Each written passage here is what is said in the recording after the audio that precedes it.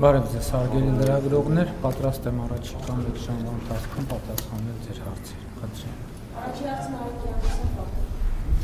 Շնորհակալություն, պարոն Փաշինյան, հայտնի դարձավ, որ Շիրակի մարզի Կապսի ջրամբարի շինաշխատանքներն են իրականացվել, հակառակ ձեր այն մտնդումների, որ նոր գյուղ է կառուցվում, նոր բնակավայր է կառուցվում, Կապսի ջրամբարի հետ կապված, պետք է նաև գյուղը տեղափոխվել, ինչու այս աշխատանքները ձախողվեցին, ինչու հնարավոր չեղավ ձեր խոստման համապատասխան եւ ջրամբար ունենալ եւ գյուղը վերջնաժամկետը 2026 թվականներ։ Մենք Կապսի ջրամբարը կունենանք, գյուղը կտեղափոխվի։ Ես ուզում եմ ուշադրություն հրավիրել մի շատ հետաքրքիր եւ կարեւոր հանգամանքի վրա, որ տվյալ դեպքում էլ մրցույթային ընթացակարգերը իրականացվել էին միջազգային գործընկերների հաստատած ընթացակարգով եւ նրանց կողմից խոշոր կապիտալ ծրագրերը այդպիսին են, իրենք աշխարհի բոլոր երկրներում լինում են դեպքեր, երբ որ ծրագրերը չեն իրականացվում իրենց ժամկետներում, պիտի արձանագրենք, որ սա այն դեպքերից է, որ կառավարությունը չկա այդպիսի բան, որ պիտի աներ, որ ծրագիրը հաջողությամբ ընթանար ու չի արել, կան պատճառներ, տվյալ դեպքում մեր կապալառու գործընկերը պարզապես իր պայմանագրային պարտավորությունը չի կատարել եւ նրա այդ պայմանագիրը խզվել է, կփնտրենք նոր գործընկեր, ով ծրագիրը կիրականացնի։ Բայց ձեր խոստումը չի կատարվել։ Չի կատարվել, այո, չի կատարվել, որովհետև նաև կապալառու ընկերությունը, ով մրցույթում հաղթել է, ինքը իր խոստումը չի կատարել, այսինքն իմ խոստումը այսպես թե այնպես կկատարվի, իսկ իրենց խոստումը չի կատարվի։ Իմ խոստումը այսպես թե այնպես կկատարվի։ Այսինքն մենք ունենանք Կապսի ջրամբարը, ինչպես ունեցանք Վեդիի ջրամբարը եւ էլի ուրիշ ջրամբարներ, հիմա դրանք էլ մեծ բազմամիլիարդ կապիտալ ներդրումների ռիսկերն են, որոնք մենք պետք է ընթացից կառավարենք։ Ես նաև սա նկատի ունեմ, երբ որ ասում եմ, որ մենք պետք է սովորենք, ասելով չի, որ մենք ենթադրենք մի քանի հազար տարվա շինարար ազգ ենք։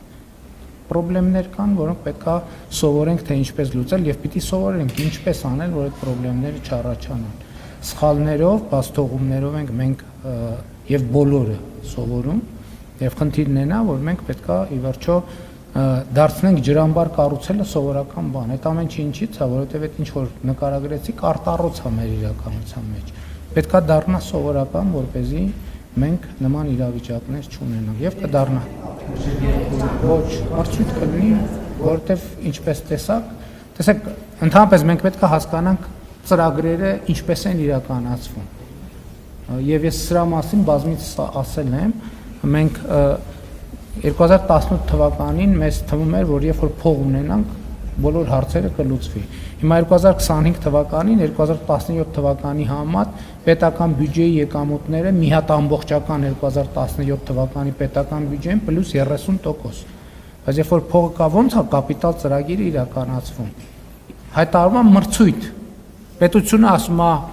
գործարար համայնք։ Ես ուզում եմ այսպիսի նախագիծ իրականացնել եւ դրա համար ունեմ ֆինանսավորում, ով կկառուցի եւ ինչ գնով։ Մրցույթը տեղի ունենում եւ լավագույն գին առաջարկածը հաղթում է մրցույթում։ Հետո, երբ որ չի իրականացնում այդ բանը, նախագիծը պայմանագիրը խզվում է։ Ուրիշ է հետաքննվում։ Եվ այստեղ քանի որ նաեւ միջազգային գործընկերներ են ներգրաված, ամեն ինչ չի որ մեզնից է կախված, մենք մեզնից կախված ամեն ինչ կանենք։ Համենայն դեպս ես ուզում եմ ձեզ հիշեցնել եւ ընդգծել, որ մենք այսօր Կապսի ջրամբար ավելի շատ ունենք, քան ունեինք այս մրցույթի մեկնարկից առաջ։ Ամբողջական ենք ունենք։ Շնորհակալություն, պարոն Փաշինյան, վերջին օրերին տարբեր պետական կառույցներից ստանում ենք տեղեկատվություն այն մասին, որ իբր պետական պաշտոնյաները տարեվերջին ստացել են կլորի գումար որպես պարգևավճարներ։ Խնդրում ենք պարզաբանել, արդյոք խոսքային պիլոտային ծրագրերի մասին է, որոնք դուք ներկայացրեցիք պետական պաշտոնյաների համաժողովի ընթացքում, ըստ որոնց լինելու է աշխատանքի գնահատում արդյունքների վրա հիմնված չափորոշիչներով։ Այս կառավարության նիստում էլ դրան անդրադարձա եւ մենք դրա մասին խոսել ենք։ Մենք ի վերջո, տեսեք, ինչպես ուսուցիչների դեպքում, ինչպես ուսուցիչների դեպքում, ինչպես զինվորականների եւ այլ համակարգերի դեպքում, մենք այս տարվանից այսինքն 2025 թվականից այո ներդրում ենք արդյունքի վրա աշխատանքի գնահատման համակարգ եւ մենք նաեւ հրաժարվում ենք պետական կառավարման այն համակարգից, երբ որ բոլորը համատարած ստանում են նույն դրույքաչափերը։ Սա կառավարելիությունը նվազեցնում է եւ մյուս կողմից մոտիվացիաները նույնպես նվազեցնում է։ Երբ որ մարդը, ով որ ավելի շատ ջանք է գործադրել, ավելի շատ արդյունք է արձանագրել, ստանում է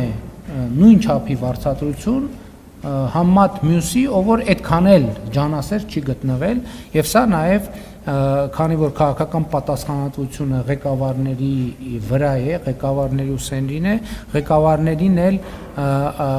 մոտիվացիոն ճիշտ համակարգեր ստեղծելու խոչընդոտներ է ստեղծում եւ մենք պիլոտային համակարգ ենք ներդնել եւ մենք կարծում ենք, որ պետական կառավարման համակարգը այո, արդեն հասել է այդ կետին, որ պետք է նախ վարձատրությունները պետք է պետական համակարգում լինեն մրցունակ մասնավորի հետ, հակառակ դեպքում մենք նոր էլ խոսեցի, չգիտեմ հետևում եք կառավարության նիստին թե չէ, եթե մենք ասում ենք 2017 թվի համեմատ պետական բյուջեի եկամտային մասը 130% ավելացել է, այդ նշանակում է պետական կառավարման համակարգը 130%-ով ավելի շատ ջանք է ներդնում նախ այդ արդյունքը արձանագրելու համար, բայց բյուջեն հավաքելուց հետո նաև արդյունավետ ծախսման խնդիր կա։ Եվ մենք պետք է այնպես անենք, որ ավելի ու ավելի պրոֆեսիոնալ դառնալու մղումը ճիշտ մոտիվներ գործեն պետական կառավարման համակարգում։ Նախ դրսից ոչ միայն պետական համակարգից լինի հոսք դեպի մասնավոր հատված, այլ մասնավոր հատվածից դեպի պետական հատված։ Դրա համար պետք է վարձատրությունների գոնե համեմատելի հնարավորություն լինի եւ երկրորդից համակարգի կարևոր առանձնահատկությունը։ Մենք լրացուցիչ վարձատրության մեջ դրել ենք պարտադիր պայման, որ լրացուցիչ վարձատրություն ստացողը դրա որոշակի տոկոսը, եթե չեմ սխալվում 10%-ը, պետքա ծախսի իր կրթական եւ պրոֆեսիոնալ հատկությունները զարգացնելու ուղղությամբ, այսինքն պետքա ինչ որ դասընթացների մասնակցի իր կրթության վրա պետքա ներդրում անի եւ ես կարծում եմ, որ մեր պետությունը հասել այն կետին, որ մենք այսպիսի ներդրում պետքա անենք պետական կառավարման համակարգի հետ եւ ամբողջ բուրգով այդ համակարգը ներդրվում է, սա նաեւ պետության դերը նշանակությունը եւ պետությունը զարգացնելու եւ ուժեղացնելու մեր ռազմավարությունների շրջանակում է։ Հաջորդ հարցը Իլան Պարոն վարչապետ, վերջերս ոչ ֆորմալ հանդիպում եք ունեցել տեխնոլոգիական ոլորտի մասնագետների հետ։ Տեխնոլոգիական ոլորտի ցանկը չեմ կարող ասել ինչ որ Չէ, նկատի ունեմ երևի տեխնոլոգիական ոլորտի, բայց գուցե ոչ միայն տեխնոլոգիական ոլորտի, այսինքն դա Ground Zero-ի հանդիպումը նկատի ունեք։ Դե որը նկատի ունեք։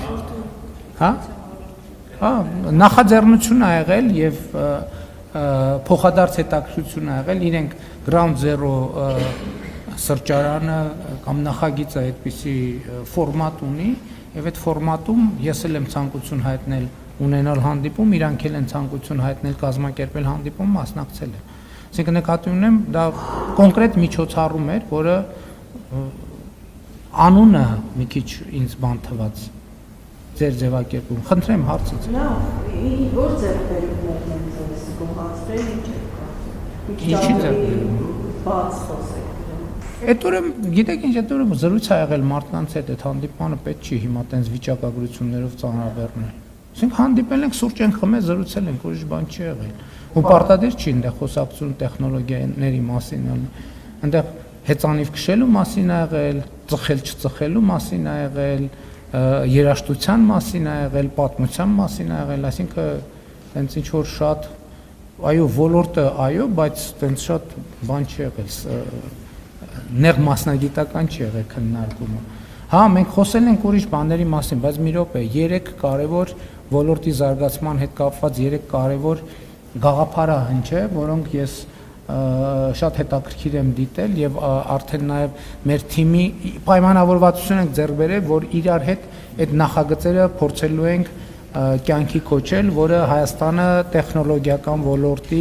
աշխատողների համար կդարձնի ավելի գրավիչ։ Բայց ես հիմա տենց ձևակերպել ենք տեղում, հիմա չանդրադառնամ, որովհետև վստահել չեմ, որ ամբողջական կհիշեմ։ Այսինքն նկատի ունեմ արդյունք էլ ա եղել, պայմանավորվածություն, ընդ որում պայմանավորվել ենք, որ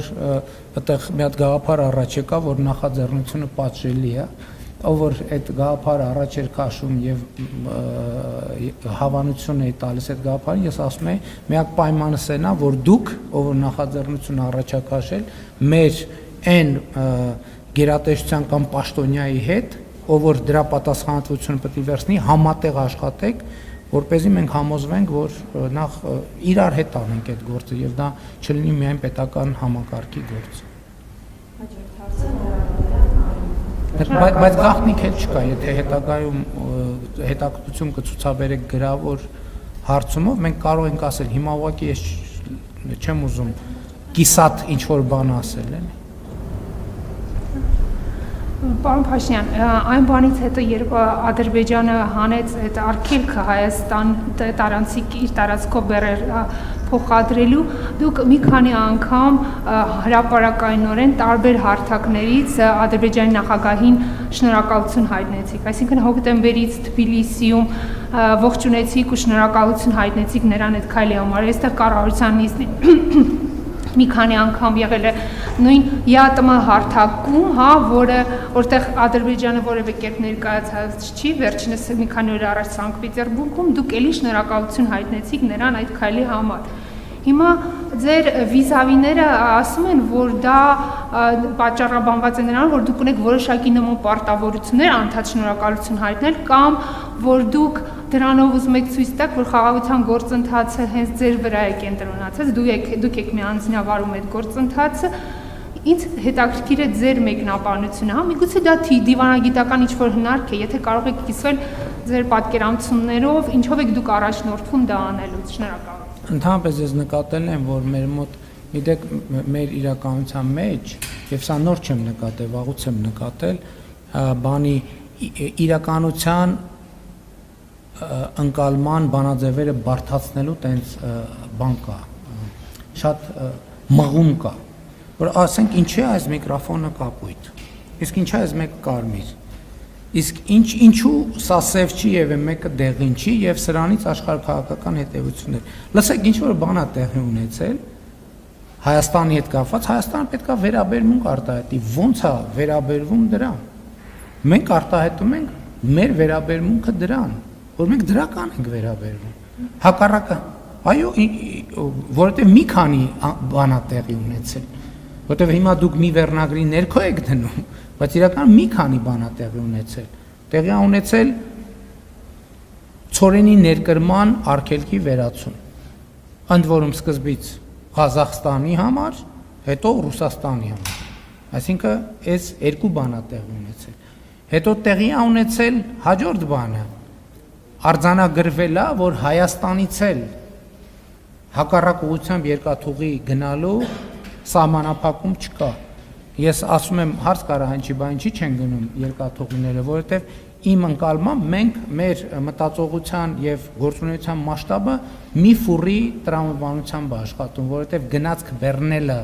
եւ որևէ ուղղությամբ ուղարկելը այդ որոշակի բարդություն է, պետք է այդքան ապրանք կոնսոլիդացնել միտեղ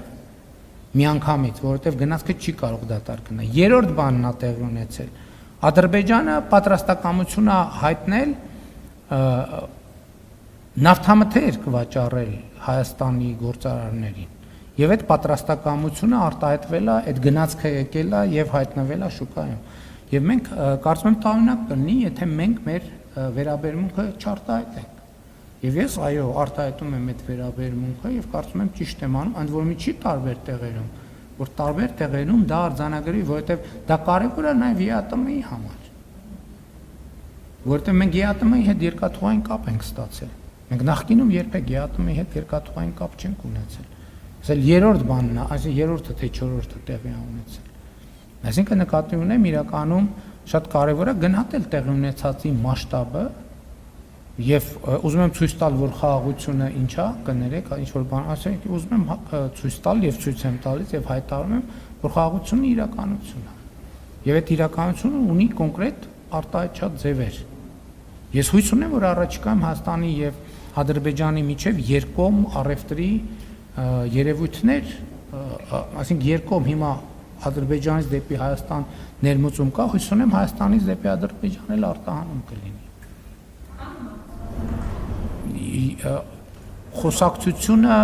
Խոսակցությունը քաղաքական կատեգորիա չի, եթե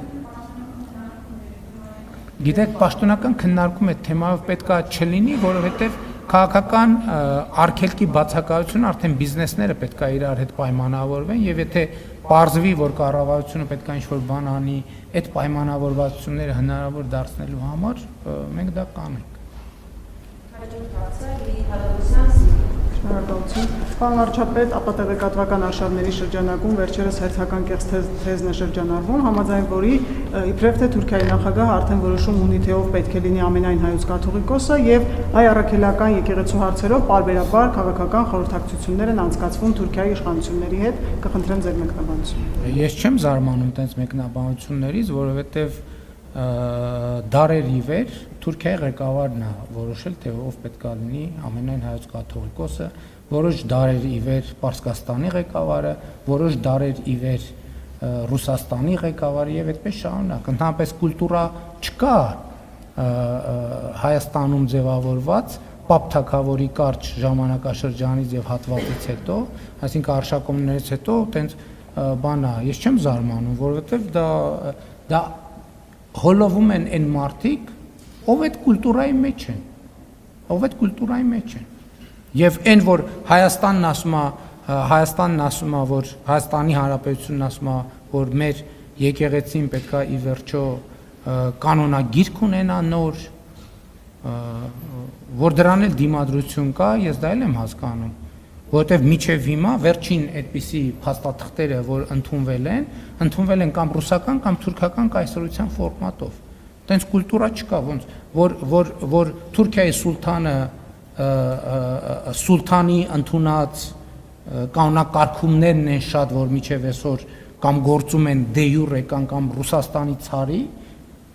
այդ մարդկանց տարօրինակ չի թվում։ Եվ հետևաբար, երբ որ տենց մի հարց բարձրաձայնվում է, այդ ենթագիտակցությունը արթնանում է, բայց չէ որ սա Թուրքիայի ղեկավարի իրավասության հարց է, այս ինչի է Հայաստանի ղեկավարը սրա մասին խոսում, եւ տրամաբանությամբ այդ բանի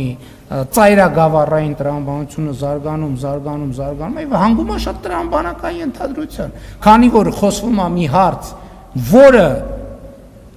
դարերի ավանդույթով Թուրքիայի ղեկավարի իրավասության հարցն է, հետևաբար, եթե Հայաստանի ղեկավարը տենց թեմաներ արծարծում է, ուրեմն լիազորություն է ստացել Թուրքիայի ղեկավարից։ Ծայրագավառային տրամաբանություն։ Եվ այդ, կամ ուրիշ տարբերակով Ռուսաստանի կամ Պարսկաստանի ծայրագավառային տրամաբանություն։ Հենց դրա հետ է մեր խնդիրը։ Ես իմ բանախոսությունների ժամանակ, որ խոսք է գնում հայրենիքը պետությունն է, սիրում ես հայրենիքդ ուժեղացրու պետությունը բանաձևի մասին, ես դրա մասին եմ խոսում։ Ասում եմ, մեր ենթագիտակցությունը սեփական պետության ընկալումը դեռ չունի, որովհետև հարյուրամյակներով մեզ համար հայրենիքը ուրիշ բան է եղել, պետությունը ուրիշ բան։ Հայրենիքը Հայաստանն է եղել, պետությունը եղել է Պարսկաստանը, հայրենիքը Հայաստանն է եղել, պետությունը եղել է Օսմանյան կայսրությունը, հայրենիքը Հայաստանն է եղել, պետությունը եղել է Ռուսական կայսրությունը։ Այսինքն 500 տարի շարունակ մեզ համար հայրենիքը ուրիշ բան է եղել, պետությունը ուրիշ բան է եղել։ Հայրենիքը հիմնականում սիրելի, պետությունը հիմնականում ոչ այդքան սիրելի։ Եվ այդ ենթագիտակցությունը շարունակում է շատ բաներ շարժել Հայաստանի Հանրապետությունում եւ մենք այս գիտակցությունն է, որ ուզում ենք, այս գիտակցության հետ ենք ուզում առերեսվել, ասել, որ ժողովուրդ ի վերջո պետք է մենք այլ գիտակցություն ձևավորենք, որովհետեւ մեր հայրենիքն ու պետությունը այլևս նույնն են։ Եվ մենք չպետք է մեր պետությանը, Հայաստանի Հանրապետությանը վերաբերվենք այնց, ոնց որ վերաբերվել ենք օտար պետություններին, այդ հայրենիքով հանդերձ, որում գտնվել ենք։ Հիմա մենք մեր հայրենիքով գտնվում ենք, մեր հայրենիքով հանդերձ գտնվում ենք մեր պետության մեջ։ Հետևաբար ծայրագավառային տրամաբանություններ պետք չի զարգացնել։ Շնորհակալություն։ Պարոն վարչապետ, Թուրքիայի ղեկավարը վերջերս հայտարարել էր, որ 2026-ին խորհրդանշական քայլեր են սպասվում Հայաստանի հետ հարաբերությունները զարգացնելու համատեքստում։ Խնդրեմ, եթե հնարավոր է մանրամասներ ներկայացնեք, թե որ ուղղություններով հիմա քննարկումներ կան, եւ մի հարց է ձեր թույլտվությամբ, վերջերս Իրանից մտահոգություններ հնչեցին TRIP նախագծի հետ կապված, ձեր դիտարկմամբ կան չպարզաբանված հարցեր մեր հարևան երկրի համագործակցության շրջանակում եւ հաջորդ տարի Իրանի հետ համագործակցությունը զարգացնելու համատեքստում ինչ քայլերի սպասենք, մասնավորապես ռազմավարական փաստաթուղթ հնարավոր է թե ոչ։ Գիտեք, տեսեք, երբ որ ասում եք չկան, արդյոք չպարզաբանված հարցեր։ Գիտեք ինչ, մեր խնդրեմը գիտեք ինչի մեջ է, որովհետեւ մենք միշտ փոքր նախագծերի հետ ենք գործ ունեցել, որոնք տենց մի շերտ են ունեցել, պատկերավոր ասած մի էջ են ունեցել, դե մի էջում էլ պետք է կես ժամում ասես կա պարզաբանված հարց, թե չկա պարզաբանված հարց։ Մենք սովոր չենք մեծ նախագծերի, իսկ մեծ նախագծերը իրանք ունեն մի շատ կարևոր առանձնահատկություն, իրանք միշտ չպարզաբանված հարց ունենում են եւ իրանք միշտ արտադրում են չպարզաբանված հարց։ Այսինքն դիեզերք թռնելը, միջև դիեզերք թռնելը, ես մի անգամ մի վիճակագրություն լսեցի, շատ զարմացրեց, որ Միացյալ Նահանգների երբ որ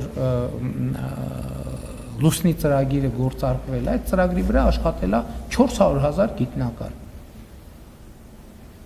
Բայց այդ 400,000 գիտնականը պարզաբանել են չպարզաբանված հարցեր, չէ՞, բայց երբ որ խնդիրը լուծվել է, նոր չպարզաբանված հարցեր են առաջ եկել, որոնք պարզաբանելու համար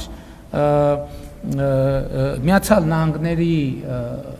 գիտական եւ հանրությունը պետության աջակցությամբ ստեղծել է James Webb տիեզերական աստղադիտակը։ Հիմա ինչի համար այս ալեգորիաները, ոչ թե շեղվում եմ, ես էլ եմ ասում, երբ որ դու ունես մի հարց, որը լուծված չի, այդ հարցը չի լուծվում, դու շարունակում ես սեղանին ունենալ մի հարց։ Երբ որ այդ մի հարցը լուծում ես, ի հայտ են գալիս 4 նոր հարց, որը պետք է լուծես։ Ամեն 4 հարցը լուծելիս ի հայտ են գալիս 4 նոր հարց, որը պետք է լուծես։ Հետևաբար TRIP նախագիծ ինքը այնքան մասշտաբային հարց է, որ մենք ամեն փուլում, երբ որ մի հարց պարզաբանեցինք, վերջնական պարզաբանվեց, դրանից ի հայտ են գալու նոր հարցեր, որոնց շուրջ պետք է մտածենք։ Նրանք լուծեցին, ի հայտ են գալու նոր հարցեր, որոնց շուրջ պետք է մտածենք։ Երբ որ TRIP-ը արդեն գործնականում սկսեց աշխատել, երկաթուղին էլ եղավ, գազամուղն էլ եղավ, նավթամուղն էլ եղավ, էլեկտրական հոսանքն էլ եղավ, ավտոճանապարհն էլ եղավ, ամեն ինչ եղավ, էլի ի հայտ են գալու հարցեր, որոնց շուրջ մենք պետք է աշխատենք։ Ես նկատի ունեմ, մենք պետք է սենց ընկալենք, որովհետև ցանկացած նախագիծ ինքը մեծ նախագիծ, եթե մեր ճամփորդությունը 5 մետր է, մենք կարող ենք տեսնել, որովհետև 5 մետրը կամ միջև է դուրն է, մենք ամեն ինչ կարող ենք տեսնել, բայց թե մեր ճամփորդությունը երկար է, մենք չենք կարող ամեն ինչ տեսնել, որովհետև պետք է գնանք դուռը բացենք, նայենք դռնից այն կողմ ինչ կա։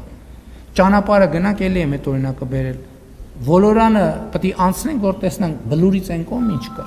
Հետևաբար չպարզաբանված հարցեր միշտ կան, բայց այն հարցերը, որոնք այս փուլում կարիք կա պարզաբանել, ես կարծում եմ, որ մենք դրանք բավարար չափով արդեն պարզաբանել ենք։ Թուրքիայի հետ կապված ես ողջունում եմ այդ պատրաստակամությունը, ես ձեզ անկեղծ ասեմ, մեր երկկողմ երկխոսության մակարդակով արդեն հասունացել է այն պահը, երբ որ ինչ-որ սիմվոլիկ եւ նույնիսկ ոչ սիմվոլիկ ավելի լայն եւ կոնկրետ քայլեր պետք է տեղի ունենան եւ ես հույս ունեմ, որ այդ քայլերը տեղի կունենան Իրանի Իսլամական Հանրապետության հետ մեր հարաբերությունները շատ բարձր մակարդակի վրա են եւ մենք այո ցանկություն ունենք նաեւ Իրանի Իսլամական Հանրապետության հետ ռազմավարական գործընկերության փաստաթուղթ ստորագրել։ Հաջորդ հարցը Շողիկ Գալստյան, Ազատություն։ Պարոն վարչապետ, ուզում եմ իմանալ արդյոք Վագիվ Խաչատյանի առողջական վիճակի հետ կապված Հայաստանը դիմել է Ադրբեջանին տեղեկություններ ստանալու համար, եթե այո, խնդրեմ մանրամասներ ներկայացնեք եւ մի կարճ հարցել նաեւ այս գիրակի ձեր ծրագրերից արդյոք ծրագրում եք այս գիրակի պատարագի մասնակցել Մայրաթոռում, ունեք նման ծրագիր թե ոչ, նաեւ հրապարակվեց CVKM-ում փաստաթուղթ ազգային անվտանգության ծառայության տրամադրած փաստաթուղթը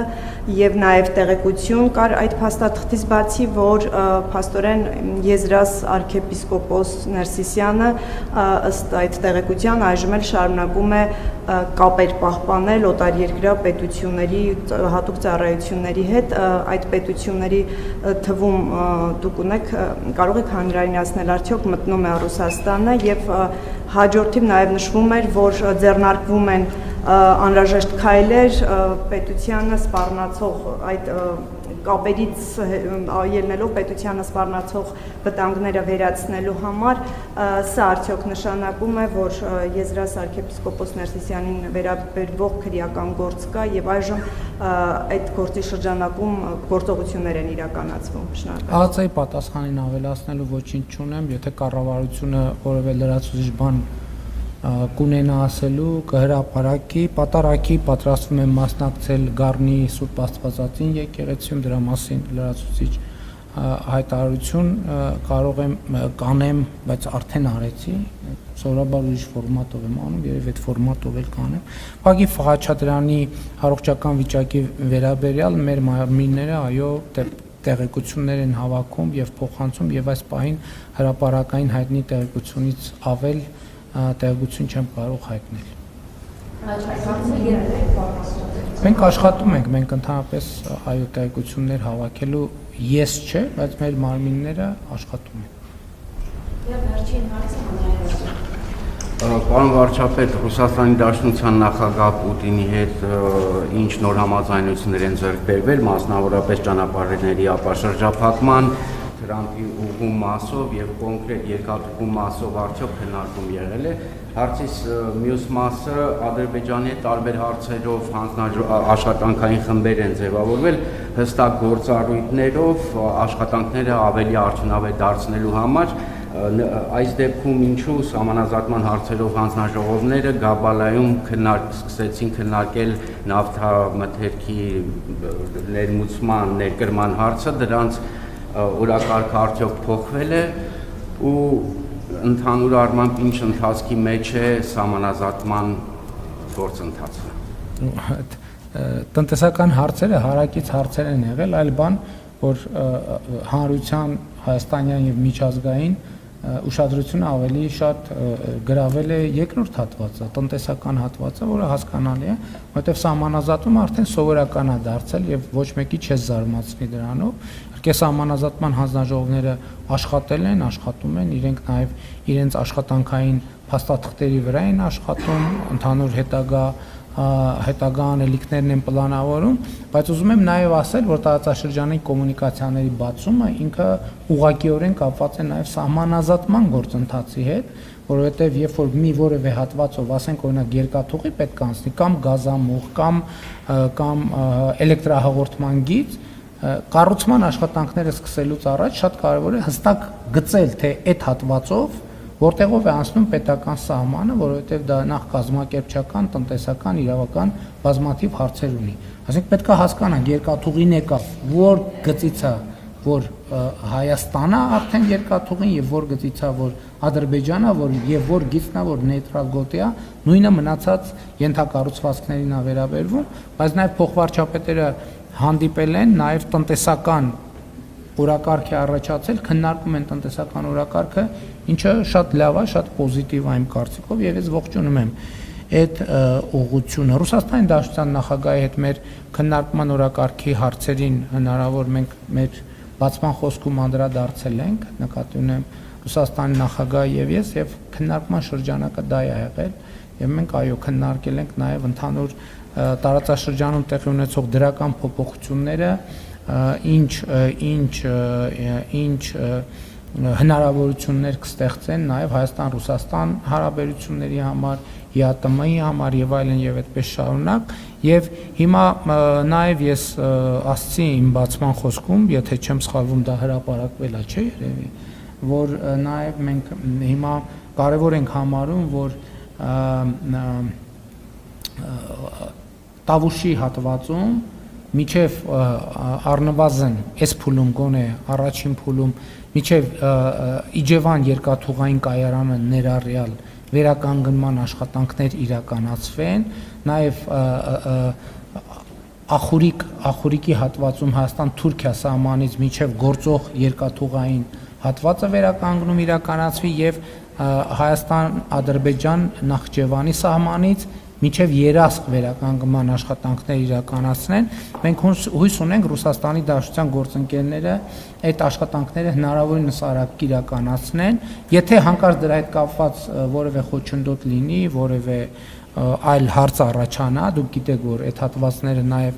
ռուսական կոնցեսիայի ներքո են։ Ես նաև արտահայտել եմ մեր պատրաստակամությունը, որ Հայաստանի կառավարությունը կարող է այդ հատվածները վերցնել,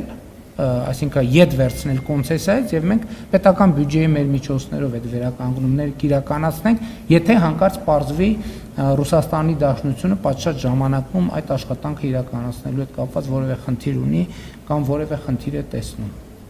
Էլի հարց ունեիք։ Ինչի՞ Ինչ մեղրու երկու։ Հիմա ես նախորդ բրիֆինգին դրան անդրադարձել եմ։ Հիմա մենք ինչ տրիպ նախագիծը, հա, Միչայլոց, որ ուրա հասել, որ փուլինա հասել։ Հիմա մենք տրիպ նախագծի շրջանակն ենք ձևակերպում, ինչպես նախատեսված է Վաշինգտոնի հռչակագրով, այսինքն մենք հիմա փաստաթուղթ ենք երկկողմ ձևաչափով Հայաստան, Միացյալ Նահանգներ ձևաչափով փաստաթուղթ ենք հուշագիր կամ ռազմավարական շրջանակը նկարագրող փաստաթուղթ ենք նախապատրաստում, որը երկու կողմերը պետք է ընդունեն որևէ ձևաչափով ու տենց որից հետո կսկսի արդեն հաջորդ քայլը։ Իմ կանխատեսումը շարունակում է մնալ նույնը, որ մենք գետնի վրա արդեն աշխատանքները կտեսնենք 2026 թվականի երկրորդ կեսին։ Եվ ենթադրում եմ, որ երկաթուղին կլինի առաջին նախագիծը, չնայած չեմ բացառում նաև, որ տնտեսական նպատակահարմարության եւ ներդրումային գրավչությունները որոշակիորեն ճշգրտվեն եւ կարող օրինակ պարզվի կամ գազամուղի նախագիծը կամ նավթամուղի նախագիծը ավելի վաղ է իրականացվում, քան նախատեսված է։ Բայց սա ոչ թե ես ակնարկում եմ, ոչ մի բան չեմ ակնարկում։ Ես նկատի ունեմ, որ շրջանակը կարող է դինամիկա ինքը process-ը եւ կարող է պարզվի, որ նավթամուղի կամ գազամուղի անհրաժեշտությունը ավելի առաջնային դիտվի ինչ որ հանգամանքների բերումով, քան երկաթուղու, բայց իմ կանխատեսմամբ երկաթուղի, ավտոտրանսպորտային հաղորդակցություն, էլեկտրաէներգիա, գազ, նավթ այս շրջանակում կարող են որոշակի բաներ լինել, բայց այս պահի մեր ընկալմամբ երկաթուղին առաջնայինն է։ Եվ որը երկաթուղու առանձնահատկությունը ինչ է, որ երթուղին պարզ է, բոլորը գիտեն, որտեղ նախկինում այդ հատվածով գոյություն է ունեցել երկաթուղի, եւ այս առումով ամենամեծ հավանականությունը, որ մենք հետ երկաթուղից կսկսենք, ակնհայտ է։ Հիմա նաև մենք աշխատում ենք նաև սահմանային, մաքսային եւ այլ